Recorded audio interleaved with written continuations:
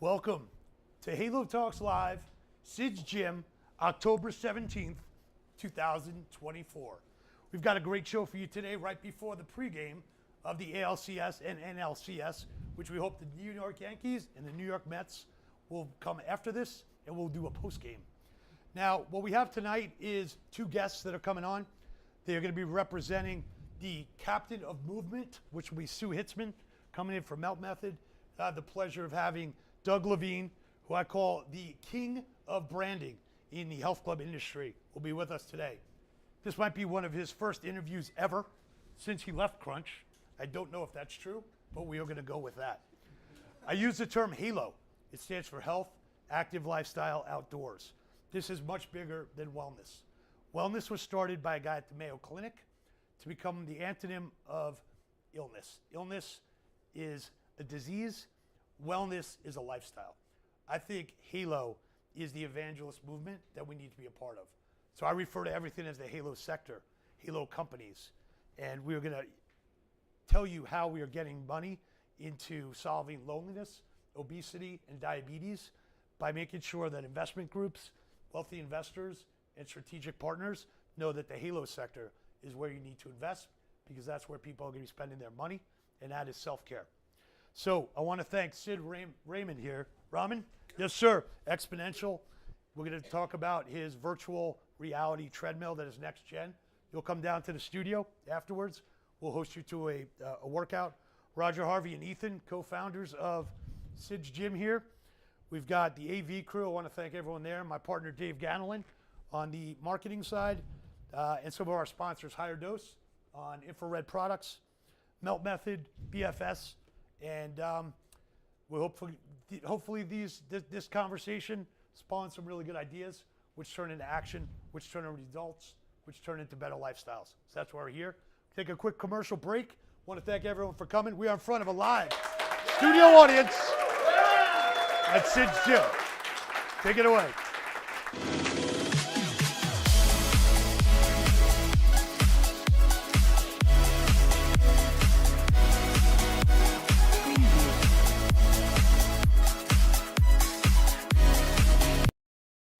Welcome to Xpriential.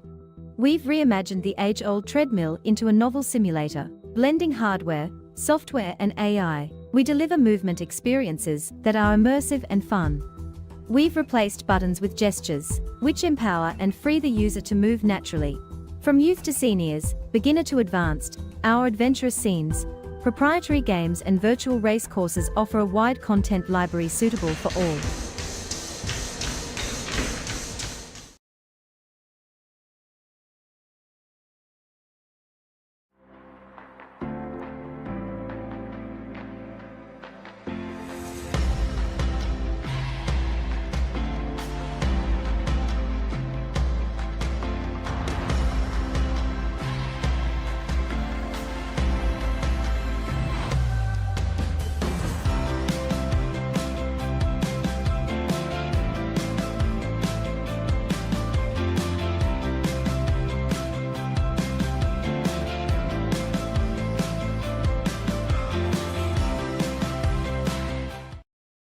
Now, if you do what most people do when you have these symptoms, you pop a pill to mask your symptoms, you're setting yourself up for more problems down the road. If you think of your brain's pain response as the smoke detector going off when your toaster's on fire, taking a pain reliever is kind of like walking over to the smoke detector and pulling the batteries out to stop the alarm, but the toaster's still on fire.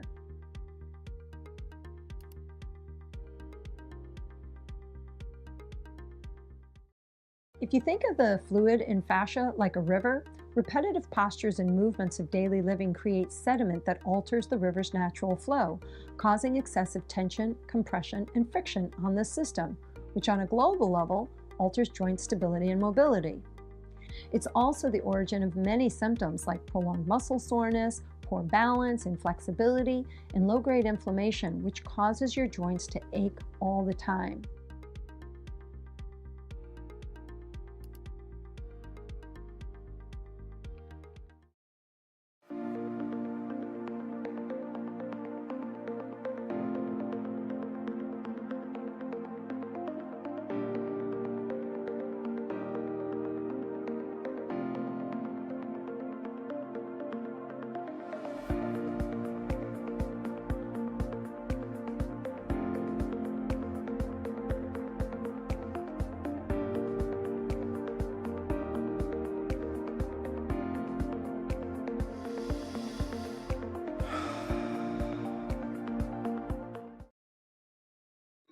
Welcome to Xpriential.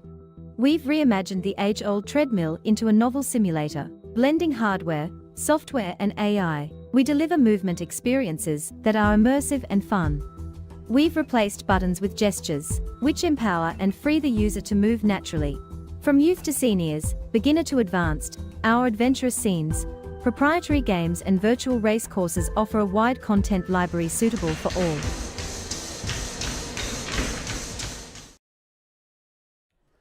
And we are back at Sid's Gym. Xpriential is the equipment. Pete Moore is the host. And I'm pleasure to have my good friend Sue Hitzman here. Good to see you again. Thank you very much. Thanks for coming. Very, very, very tough woman to book on the show. Thank you for coming here. You are welcome. So you were here back in the day from 1993 to 2006 inside of Crunch.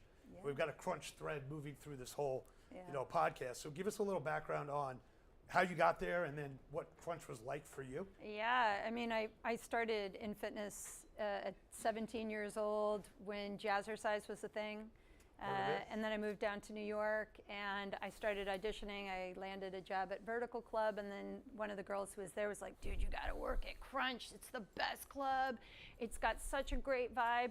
So I went and I auditioned, and I think Donna Cyrus is the one who hired me originally. Shout out to Donna, who's here today. Pretty sure.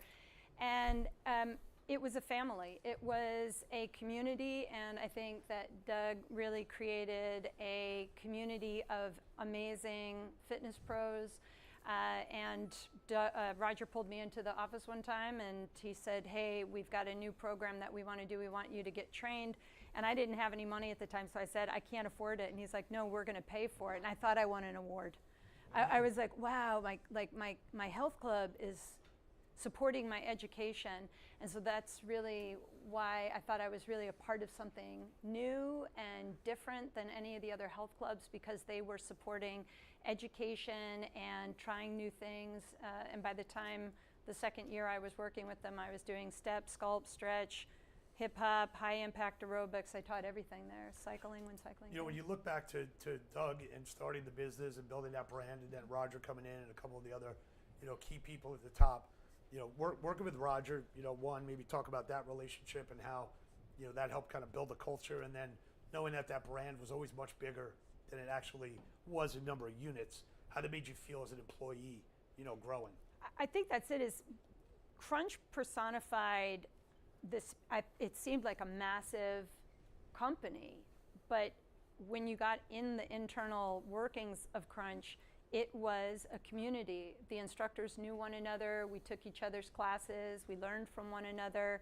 And I just think that it was a health club that supported the instructors and made them feel valuable. They paid us very well. And they really took an investment in the group exercise community, and then we also did personal training. So we were on the floor and teaching group classes and really growing a brand of community. And I think that's why our classes were always packed. People came back all of the time, and we always supported the other instructors and told each other to take other people's classes. Now, if I'm correct, you were part of the best-selling boot camps at Crunch. There was some DVD actions. If anyone has a DVD anymore. I auditioned for when Crunch became an ESPN2 show, and I auditioned for it, and I landed 4 of the ESPN2 shows. I did a whole bunch of sculpt and strength and booty boot camp where they made me wear really, really short shorts, which was very weird and self-conscious for me. And then I auditioned and I got the boot camp video. I did a Crunch boot camp video, and it became one of the best sellers. It's sold over 1 million copies worldwide, and it's still on the top 10 best list for boot camp videos. So you wrote a bestseller as well. Did. The sequel is this book here, right? That's Melt Performance. I've got the sequel. You also run a podcast called Anatomical Gangsta. I do. Did I say it right? I do. Anatomical Gangster. I Gotcha. do. Talk about what you've built into Melt Method, and also talk about the areas that it should be going into, but maybe there's more education that's needed to make it widespread? Yeah, I mean, I was a fitness pro, and in the late 90s, I got myself into chronic pain. I woke up one day, the bottom of my foot hurt me, and it kind of sent me into a tailspin of body-wide ache and fatigue, and I went down the road to try to discover how to get myself out of pain, and I discovered this emerging field of neuroscience and fascial research that was trying to answer the same question: what's the relationship of fascia to our pain symptoms? And I became a founding member of the Fascial Research Society. I started bringing neuroscience and fascial research into the health clubs and was trying to teach it. And I came up with the idea of a term MELT, which at first stood for myofascial energetic length technique, but it's kind of outgrown its acronym, and it's just about taking a stiff body and turning it into a more malleable, hydrated body. And what I discovered in fitness is that it is kind of the dirty little secret of fitness, is most of the fitness professionals and people in fitness are injured. So I approached the health club to say, hey, I want to teach this as a group class. It exploded. It became a real phenomenon in the health clubs, and today we've got 3,800 instructors in 28 countries, and an app called Melt On Demand where we share the self-care methodology and we infuse it into fitness. And so we have a lot of health clubs that have it around the world, but also I think that more health clubs need to engage in the restorative mentality that there is a missing piece to diet and exercise, because look, if diet and exercise were all that was needed, everybody in fitness would be pain-free. But again, it's a dirty little secret, is that lots of people eat right and exercise and still have persistent pain issues. So this is really a missing piece that needs to be incorporated into fitness. One of the trends now that I would say would be trying to capture what you're discussing is workout recovery. But you referenced before that maybe workout recovery is not the right terminology or not the way to think about it. So how should we think about it? Yeah, so I just think the word recovery, you recover from an injury, but what you want to do is think proactive, not reactive. So if you take a proactive approach, then it's prepare, perform, restore, repeat. So if you prepare your body for performance, you restore your body, you'll spend a lot less time and money trying to recover from an injury later on. And that's what MELT is founded on. Got it. So as an entrepreneur, you're sitting on a program that works, that's been tested worldwide. You know, when you take a look at, we do some work like Silver Sneakers and like Medicare Advantage plans. We've got health clubs that have some group programming, but maybe are shying away from more depth of that because of cost or not knowing who the demo is. And then you've also got, you know, physical therapy, and you've got groups that are, you know, doing competitions inside of corporate wellness. So how do you push this and not maybe knock your head against the wall saying like you guys don't get it yet? How is that from an entrepreneurial kind of lens? How do you get through it? I'm very ahead of the curve, right? I started this in the late 90s. It's now 2024, and people are still like, what's the MELT method? I'm like, right. Maybe I'm hiding under a rock. But, you know, again, physical therapy, we use physical therapy after we have a problem. So this is really proactive, not reactive. People are reactive to pain. So if we can educate people that if you have this as a supplement, we have physical therapists who use MELT so that people go home and do things on their own so that when they come back, they're better, so that you're not just working on the same problem all of the time. So we really, MELT is very known in the physical therapy world, massage therapy, acupuncture, but in fitness, which is where I started it, it's still something that people don't get, because we go to the gym apparently just to sweat and work it out. But if you have emotional issues, if you're unstable, then this is a missing piece, is just quieting the body down. It's incorporated into anything. And again, you can use it in one-on-one, you can use it in groups, personal trainers use it, and then people can go home and perform it on their own with our tools. That it is an at-home self-treatment technique that people can do. It's simple, it's easy, it takes about 10 minutes a day. So there's a lot of money right now since the beginning of the year being thrown in from HSA and FSA accounts. And there's, for the people that are watching while I'm talking, we accept it.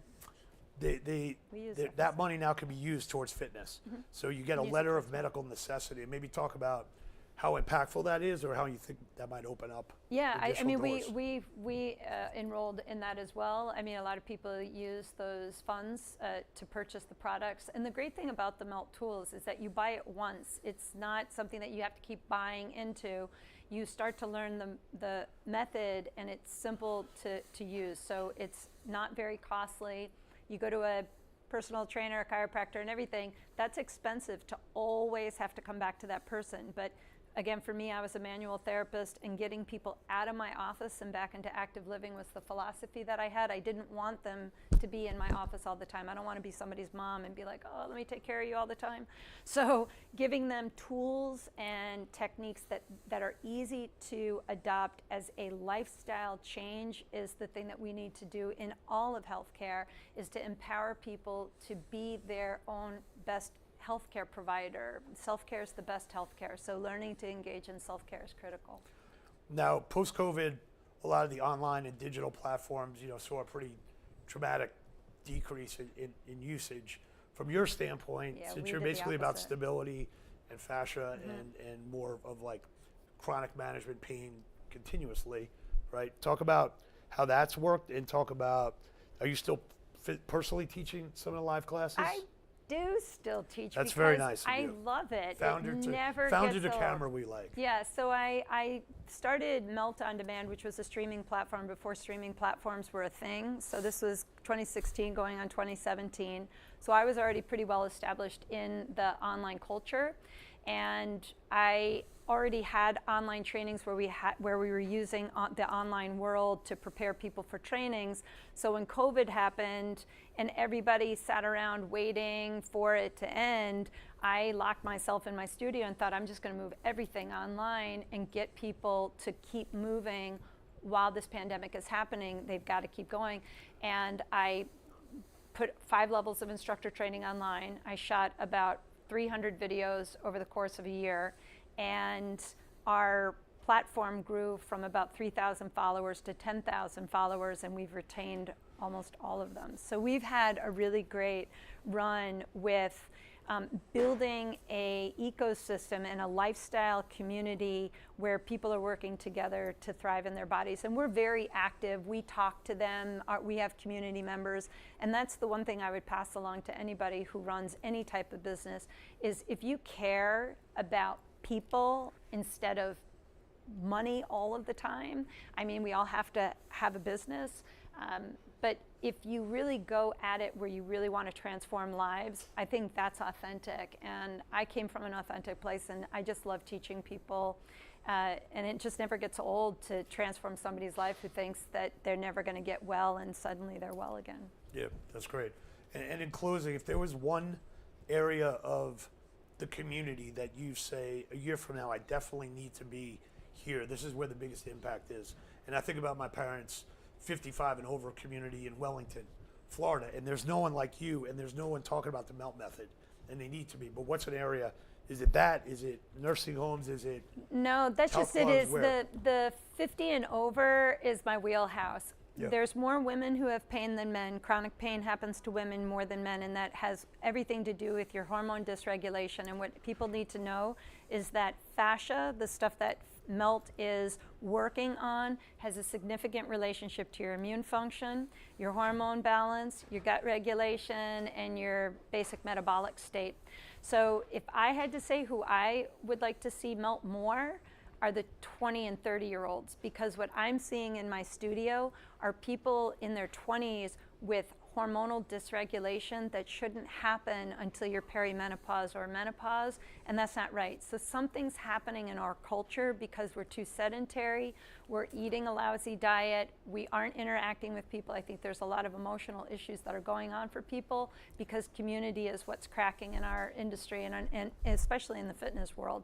So I think we need to come together and figure out how to get 20 and 30-year-olds to engage in self-care and let them know that they're the ones that are going to transform the rest of the world. We just need to support them more. Awesome. Well, thanks for coming on today. It's been great to have you. Thank you. And check her out. So I want to say it again. Anatomical Gangster. It Here is she badass. And you can find it on YouTube, Anatomical Gangster. If you guys would follow it, I'd love for everybody to follow this. I just launched it, and I just talked to really brilliant people who can break complicated stuff down into simple terms so that people can live a better life. So I hope you guys follow it. You epitome. Thank you. Awesome. Cut to commercial.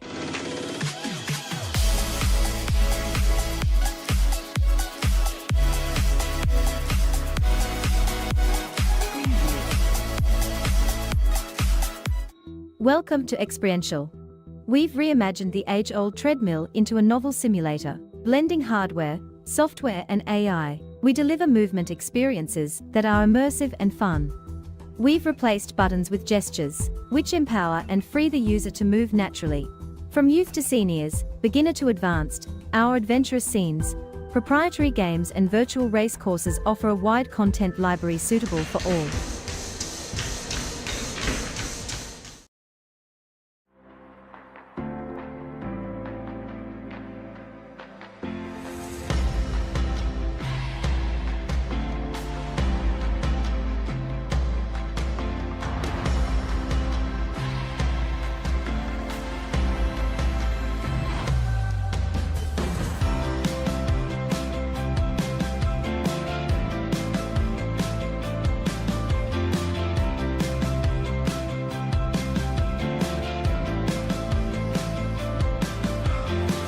Now, if you do what most people do when you have these symptoms, you pop a pill to mask your symptoms, you're setting yourself up for more problems down the road. If you think of your brain's pain response as the smoke detector going off when your toaster's on fire, taking a pain reliever is kind of like walking over to the smoke detector and pulling the batteries out to stop the alarm, but the toaster's still on fire.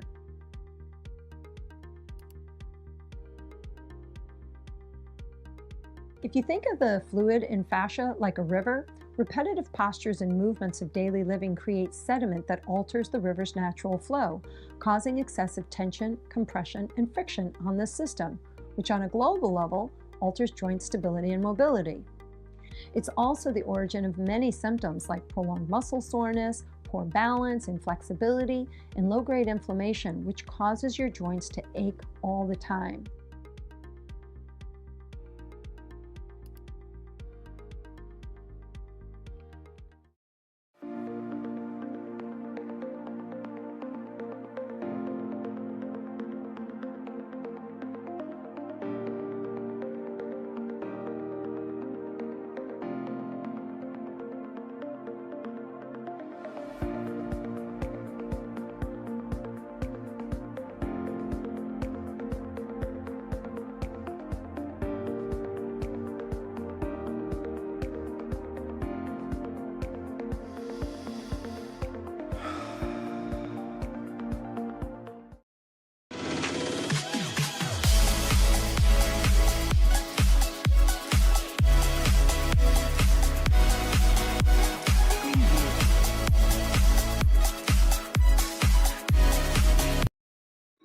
Welcome to Xpriential.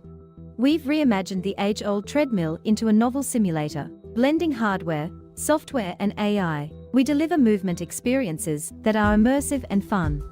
We've replaced buttons with gestures, which empower and free the user to move naturally. From youth to seniors, beginner to advanced, our adventurous scenes, proprietary games, and virtual race courses offer a wide content library suitable for all.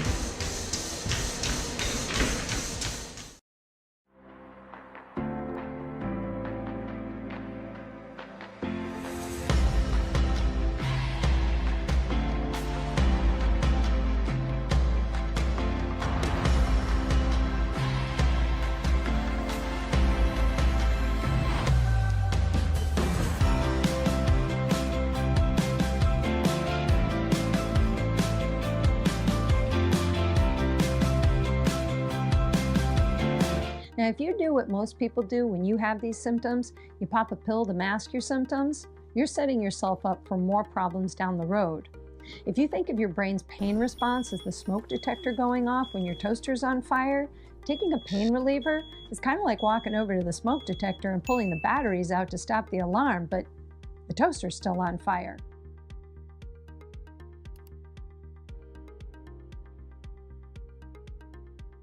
If you think of the fluid in fascia like a river, repetitive postures and movements of daily living create sediment that alters the river's natural flow, causing excessive tension, compression, and friction on this system, which on a global level alters joint stability and mobility.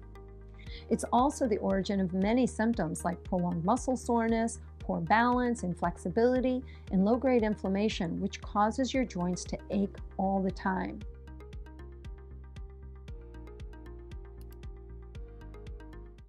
Welcome to Xpriential. We've reimagined the age-old treadmill into a novel simulator, blending hardware, software, and AI. We deliver movement experiences that are immersive and fun. We've replaced buttons with gestures, which empower and free the user to move naturally. From youth to seniors, beginner to advanced, our adventurous scenes, proprietary games, and virtual race courses offer a wide content library suitable for all.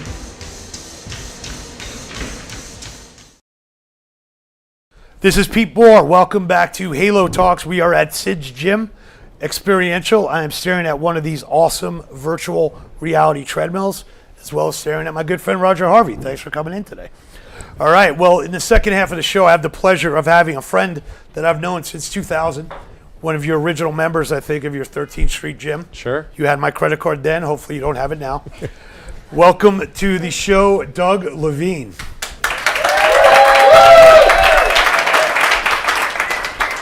So, Doug, everyone loves the Crunch brand. I don't think there's anyone that says, hey, I could make that better. So tell us how, when you started, how did you come up with that brand? And were there any cease and desist letters that followed the Crunch brand?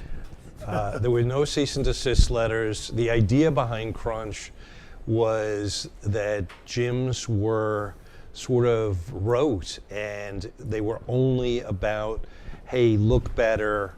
You want to look better, come here. We sort of had this philosophy, we're going to make you feel better, we're going to make you part of a community, and we sought out to do that, and that's exactly what we did. Crunch was a sit-up and a abdominal crunch. We came up with a name. We did get a trademark issue at one time with Nestle's Crunch out of France. Okay, but that kind of went away. Gotcha. You know, as you thought about the Crunch brand standing for, you know, no judgments and trying to pull in other parts of the population, you didn't really start with a membership model. So it was kind of a new concept that you were laying out in addition to a new brand. So how was that from the beginning? And we originally started as an aerobic studio, akin to Jeff Martin and Molly Fox, and evolved ultimately to a membership model as we moved locations into bigger facilities. And initially, you could largely take it as a 5, 10, 20 class punch thing. Then it sort of became a paid in full model. And sort of 2 or 3 years into it, we looked to raise money, and everybody was interested. They said it's not bankable, it needs to be recurring revenue. And so the game plan was over a 2 to 3 year period to sell less paid in full memberships and to convert it to a monthly membership, which is akin to what most people are doing today. so when you started the company, I think it was a much higher risk venture than people maybe, you know, could appreciate looking back. Sure. You know, whether it's signing leases, whether it's, you know, putting on the legal. When did you start to hire people around you? When did you bring Roger in? When did you bring some of the other, you know, guys over there for 30 years? Roger was my best hire, one of my earliest hires, and really helped shape Crunch from almost inception into a company it is today, and helped us grow from nothing to a major force, and was instrumental in sort of institutionalizing it, but not as a traditional business, institutionalizing it in a unique, mold-breaking way that was Crunch. Mm-hmm. My perception of you has always been, you might look at some data, but you're going to trust your gut, and you're going to trust your creativity and intuition. Back in the day, there weren't many KPIs. You know, hey, let's look at the key performance indicators. What did you look at, and what still kind of guides your view of what you know is working? Maybe not just looking at some metrics. Well, we were always, on the marketing side, we were very creative. I'll never forget, we had this gym in the West Village. It was tiny, and I got a call one day from Time Warner. They were only selling, at the time, MTV, VH1, USA, all of the cable networks were only selling national ads. And they, for the first time, were going to sell New York City ads separately from national ads. So if the commercial break, I'm making it up, was 2 minutes, a minute and a half would be national ads and 30 seconds would be local ads. And nobody, you know, the Time Warner guy says, we'll produce an ad for you. You'll commit to spending $10,000. We'll produce the ad for free. And I thought about it and I said, let's do it. And I went back to the gym and I told everybody in the West Village, hey, we're going to have a TV ad. And everybody goes, are you an idiot? I said, no, what do you mean? They said, you know, 2/3 of your customers work in advertising. And they're bored out of their mind with working on Pond's cold cream or Johnson baby oil. And they would love to do this in their off hours for free. And I said, no way. And so there were people literally in the early days of Crunch and subsequent, all through the years, fighting to do Crunch ads for free. Wow. And they would go, I remember going to Ogilvy and Mather at 11 o'clock at night when, you know, nobody that was working there was working on a paid client, and we would produce ads until 4, 5, 6 the next morning that you got to know, and we won all kinds of Addy awards and so on and so forth. So we got to talk about the bunny and the penguin, which are probably the best content, and I'm assuming they never asked for a raise because you probably put somebody back into each one of those suits. And for people that don't know, those bunnies used to run around the city. They used to run around the subway, and they used to run around Union Square, which at the time used to have chains around it when it got dark. It was unsafe. So were there any incidences with the bunny and the penguin, and how did they come about? It's a great question, Pete. Somebody produced a movie that they submitted for the Long Island Film Festival. I can't remember his name. Showed his movie at the Long Island Film Festival. The movie didn't do particularly well. A friend of ours said, can we cut and edit this movie into Crunch ads by putting a voiceover over it?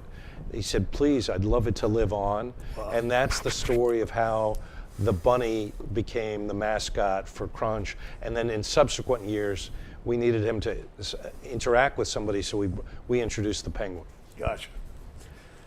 And when did it ever get cost prohibitive to do the TV ads, or is that something you did until, you know, the sale to Bally?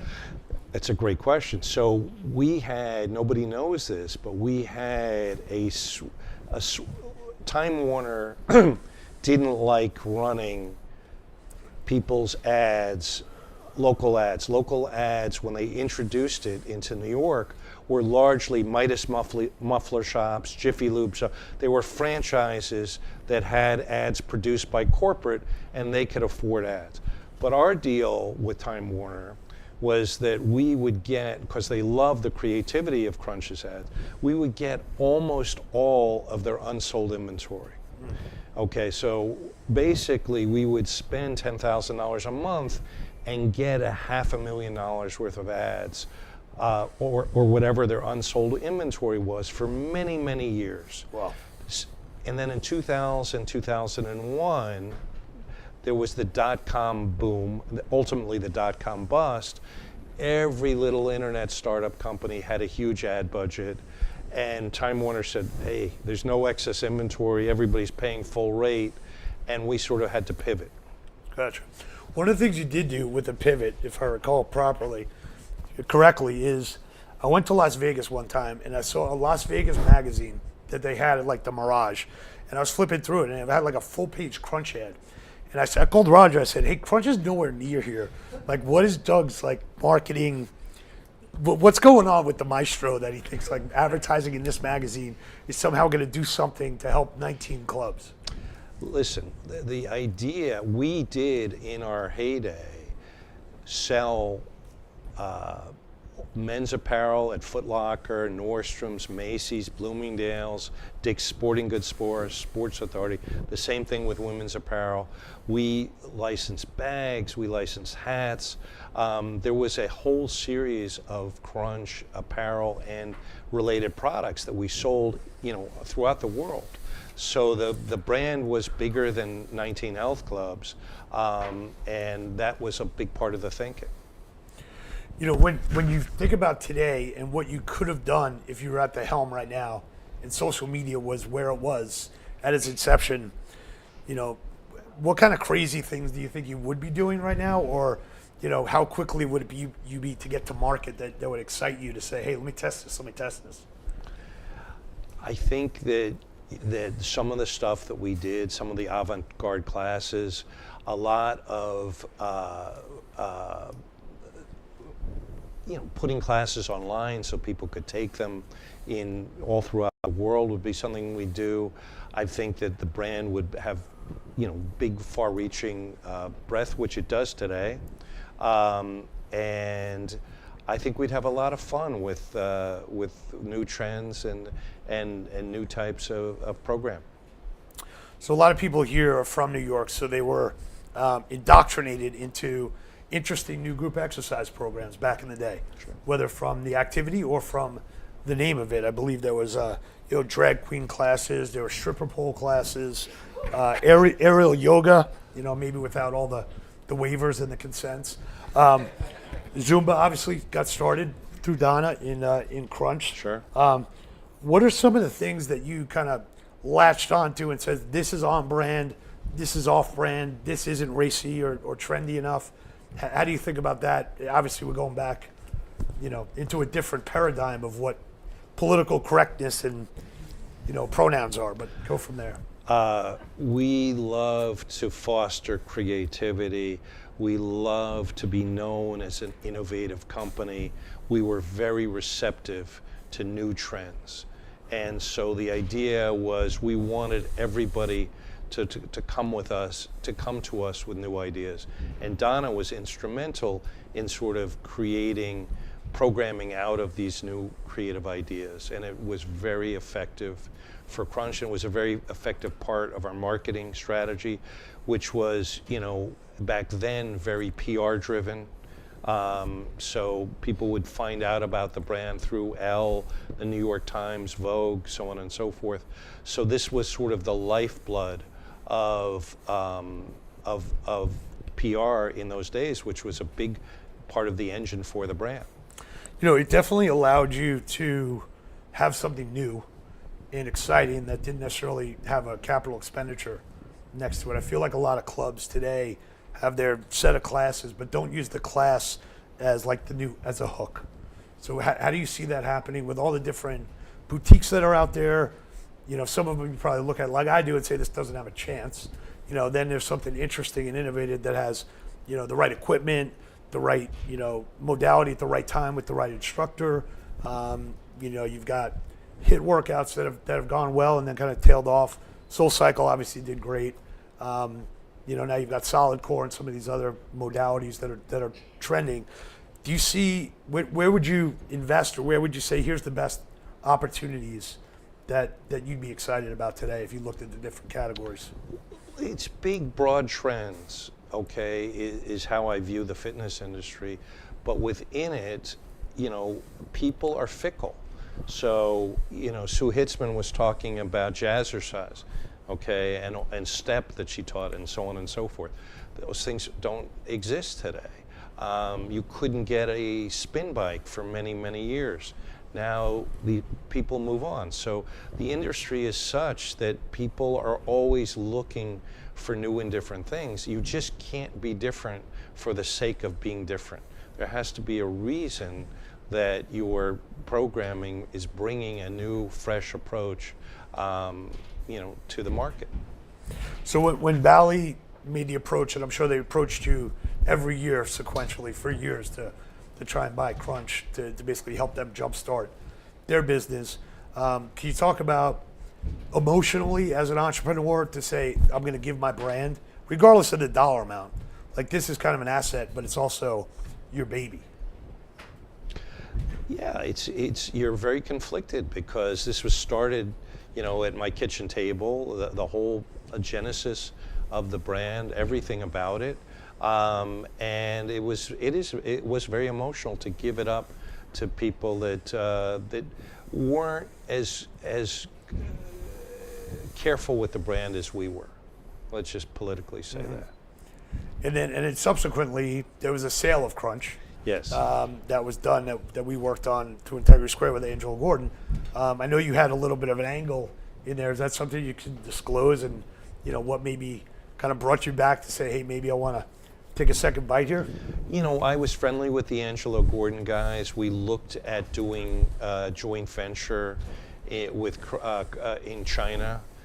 So we went to China together to do Crunch in China. The issue there, when we looked, which was probably, 15 years ago, really only expats were working out in China.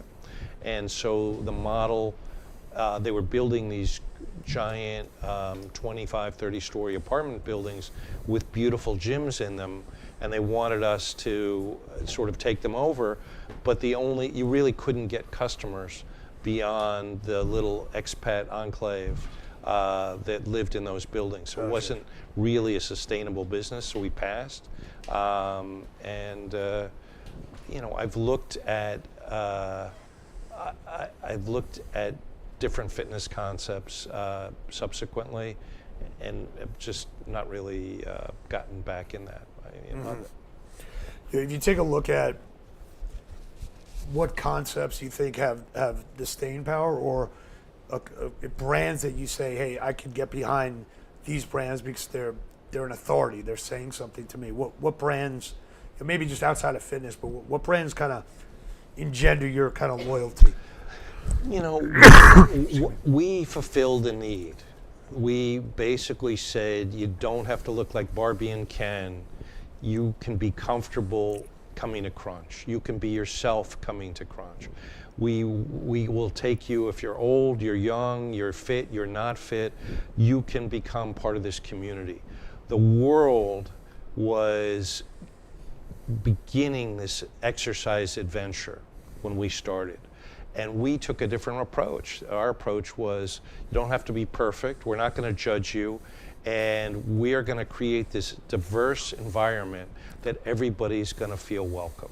And that was the ethos of our brand. Okay? Today, you would say, what's happening in the world? Okay, where can you apply that? The population is aging. Okay, how are people going to retire? Where are they going to live? What lifestyle are they looking for? Who's going to differentiate themselves within that? There's a million things that need to be done better, that need to be thought of in a way that makes sense for big, broad, positive. People are traveling. The world wants to travel. Okay, I've spent a lot of time traveling in the last. People are traveling from all of Asia. I mean, you go to the Acropolis, you go to the Louvre in Paris. The number of visitors are amazing. I grew up in New York City. When I went to the Metropolitan Museum as a kid, there were 20 people in the Metropolitan Museum, this giant museum. Now you go, it's like a rock concert. You've got to get tickets, it's a whole thing. So these are big, broad trends, and how are people going to treat people that are, as they age, and what are the housing, the activities, the healthcare, so on and so forth. How is that done? Same thing is true. The people want to travel more. Big trend now is that people can't afford housing. Right? Homes and apartments are ridiculously expensive. How is that gonna work out? Is it gonna be living at home in a different way? Is it gonna be 4 or 5 people in an apartment that's shared? Is it gonna be, how are we gonna solve these problems? And we did that for Crunch, in the late 80s, when the world was sort of discovering fitness and was very engaged in their jobs. from day one. There was not, with the advent of computers, people had real responsibility at work, not after year 2 or 3, but sort of right, in the beginning of the 1990s. We were very, very driven. People needed an outlet to unwind and to get rid of stress. We provided that outlet for a whole host of different kinds of people. But when you see people today wearing the Crunch shirt, like, what does that evoke to you? It brings back wonderful memories, of a brand that was, very cool, very exciting, that was edgy, that was in a lot of different markets, and with an amazing staff, people like Donna, Roger, Sue, people that worked incredibly hard, were incredibly driven, amazing, diverse customer base. I mean, Anthony truly is here. We had a whole host of people, and it was a very cool brand. But we had this sort of mantra that we had a drag queen named Head of Lettuce, who worked at Head of Lettuce, who had like 14-inch platform heels that worked at our front desk, and I thought it was wonderful. But the instructions were, you speak to our members in a universal language, not in slang. So people love that we're diverse. They love that they're all different kinds of people working out here and working here. But nobody's to feel old because they don't know contemporary slang. And that is how we created a very special place to work out and a very special place to work. And if you look today at where people are that worked at Crunch in the early days, in terms of marketing jobs or owning fitness brands or wellness brands, I mean, that's the thing I'm most proud of. I mean, people have succeeded, and people came to Crunch in the early days very, very young, and we asked them to do things that nobody else was doing. And so they got amazing experience at probably 10 years before they would have anywhere else in their work life. And I'm extremely proud of that. Yeah. The list of executives that used to work for you that now run other chains or start other chains is kind of like, I think the Cleveland Browns or like Belichick and Parcells and, like a laundry list of some of the best coaches. Sure. Came out of there, so came out of Crunch. A question for you related to the word results. A lot of people tether onto that to say we help people get results. Planet Fitness doesn't really say that because they're basically giving you access for yourself to get results, but they still use the no judgments in a particular way that maybe shouldn't be allowed. However, as you take a look at the personal training that you guys used to do, which was pretty, a pretty big portion of your business. Large, about a third. Yeah, and I felt like there was like a DNA of like, you're not just coming in here, do your own thing, do all of our cool classes, but we want you to actually get results, and that was part of the culture. Is that harder to do now to get people that care, or do you find those people that care and then get them into whatever business that you're running? It's a great question. As Crunch has franchised and become sort of a $10 or $20 a month model, plus or minus, there's been a lot of pros and cons. A great pro is it's accessible to a huge number of people.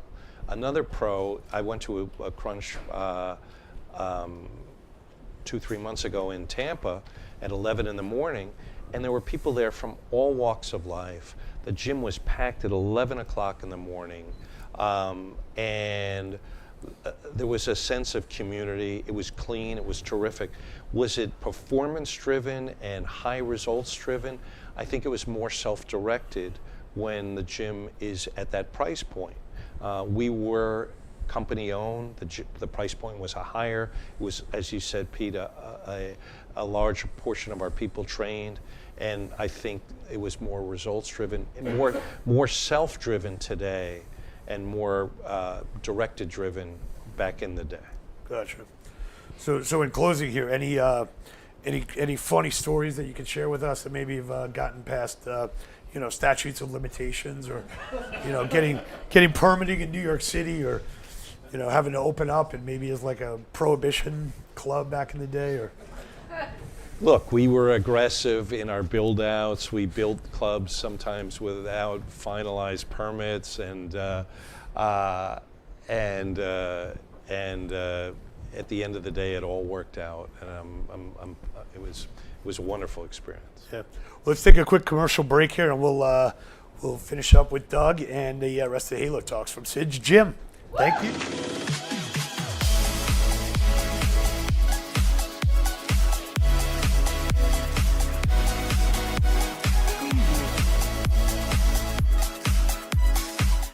Welcome to Xpriential.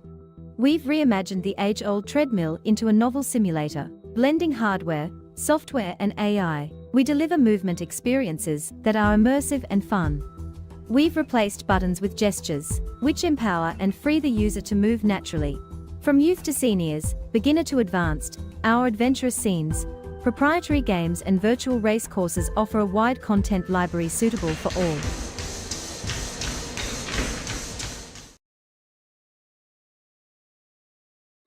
Welcome to Xpriential.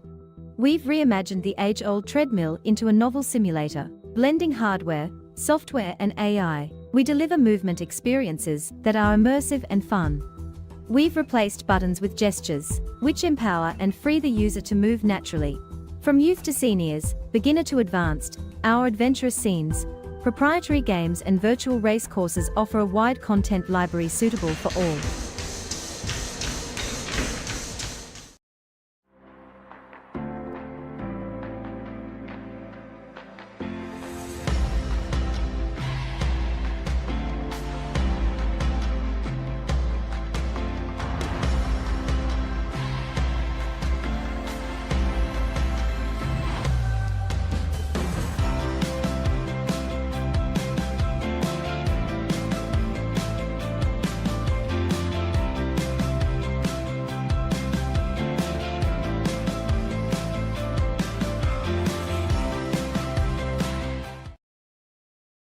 Now, if you do what most people do when you have these symptoms, you pop a pill to mask your symptoms, you're setting yourself up for more problems down the road.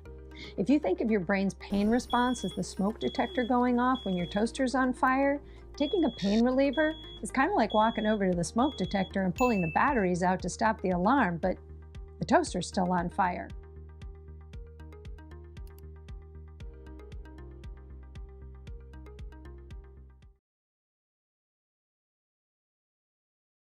If you think of the fluid in fascia like a river, repetitive postures and movements of daily living create sediment that alters the river's natural flow, causing excessive tension, compression, and friction on the system, which on a global level alters joint stability and mobility.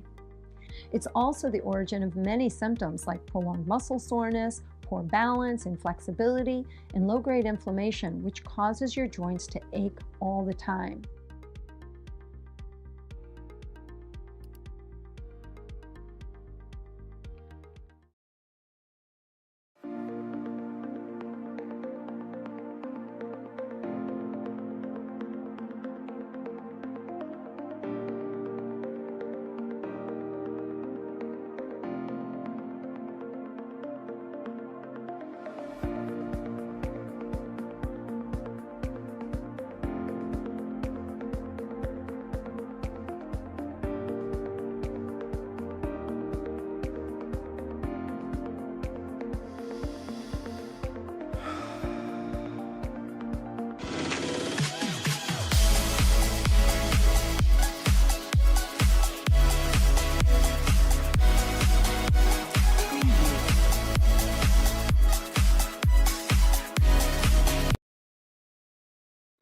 Welcome to Xpriential. We've reimagined the age-old treadmill into a novel simulator, blending hardware, software, and AI. We deliver movement experiences that are immersive and fun. We've replaced buttons with gestures, which empower and free the user to move naturally. From youth to seniors, beginner to advanced, our adventurous scenes, Proprietary games and virtual race courses offer a wide content library suitable for all.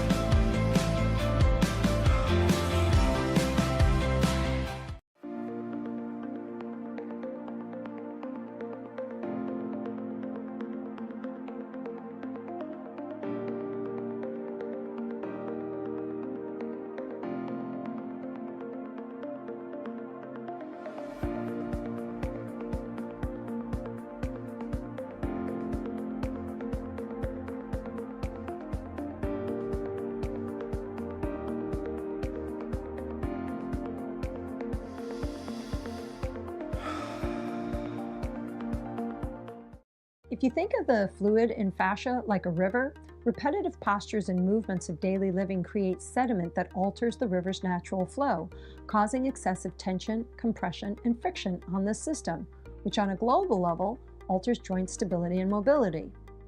It's also the origin of many symptoms like prolonged muscle soreness, poor balance, inflexibility, and low-grade inflammation, which causes your joints to ache all the time.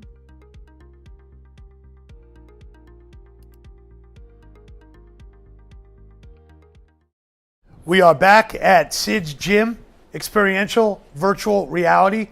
I have a pleasure of still having Doug Levine next to me as we close out this podcast live. We're going to focus on a couple more questions related to franchising versus corporate-owned stores. Sure. Obviously, a lot of entrepreneurs come in, they say, hey, I got this awesome box. I'd like 500 people to pay me to run it. And then they actually run into some problems with actually continuing to modify the play and modify the special sauce. So talk about how you didn't do franchising and why, and then we can go from there. Well, franchising wasn't a big thing when we were doing Crunch, A. B, the federal government had a program early on that subsidized home mortgages for people. It was a big thing in the 1990s about owning homes, and they created ultimately the housing bubble, but ultimately a lot of people owned homes. It was fantastic. The same federal government had this idea that everybody should own a business, and the SBA was very aggressive, and to this day is very aggressive in lending people money to own franchises. So that wasn't available in the 1990s as it is, it wasn't as prevalent as it is today, A. B, franchising comes with peril. You have a dedicated group of people that ate, slept, and breathed Crunch from every aspect of it, from the programming, the design, the marketing, the personal training, every aspect of it, to a high standard and a high level of creativity. And when you franchise, it's very difficult to deliver that in a geographic area where you're not, from an owner that's not part of that culture.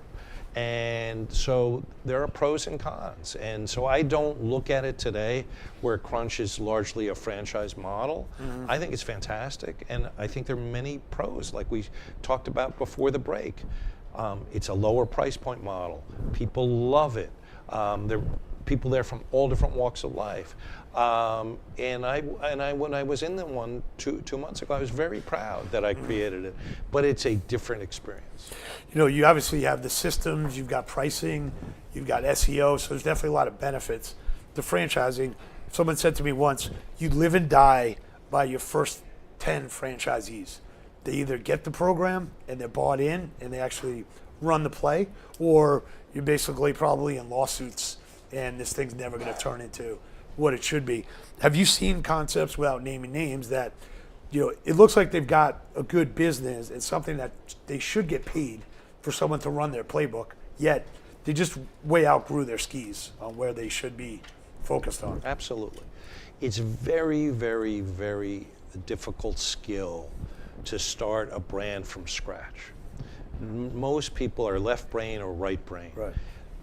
To be able to come up with a concept that makes sense and to execute on all the different aspects, from branding, naming it, creating the concept, the pricing model, the whole brand aspect, the real estate decisions, the HR decisions, the back office, the maintenance, the construction. There are very few individuals that can come and do the whole gamut on a startup basis with limited funds. When somebody has sort of cracked that code and creates a franchise, and somebody likes that brand and they're going to execute on that hard work that somebody's done, it works like magic. Mm-hmm.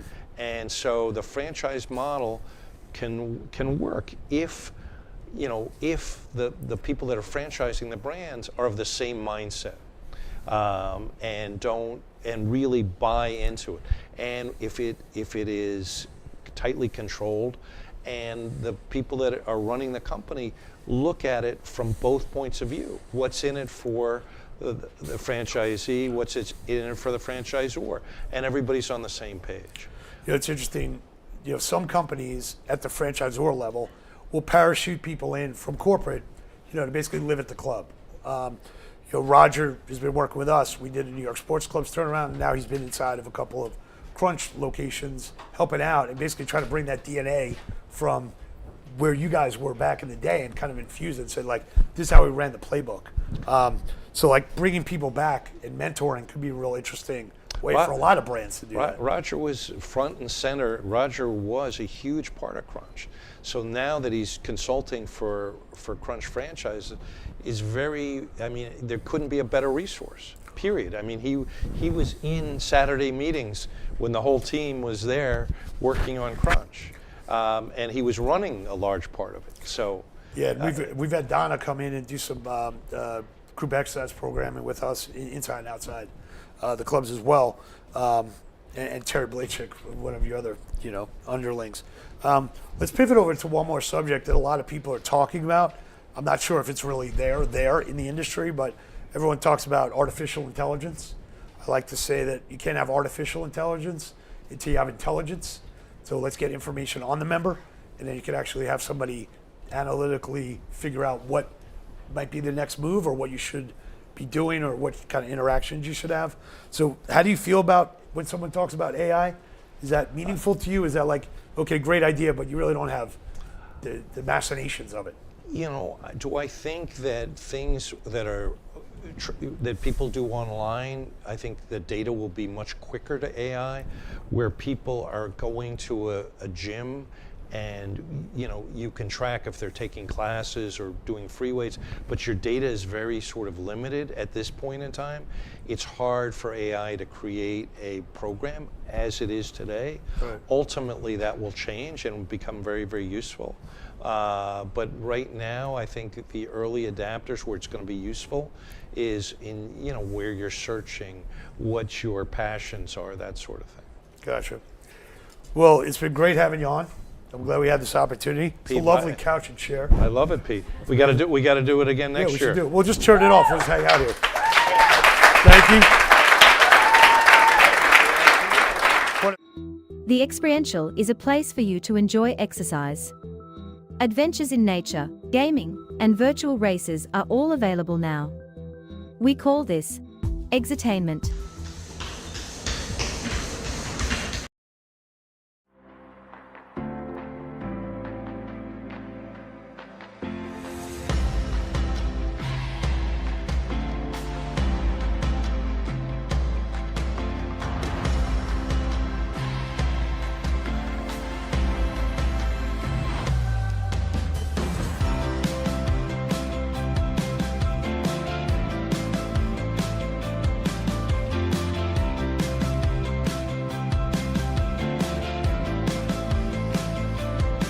Now, if you do what most people do when you have these symptoms, you pop a pill to mask your symptoms, you're setting yourself up for more problems down the road. If you think of your brain's pain response as the smoke detector going off when your toaster's on fire, taking a pain reliever is kind of like walking over to the smoke detector and pulling the batteries out to stop the alarm, but the toaster's still on fire.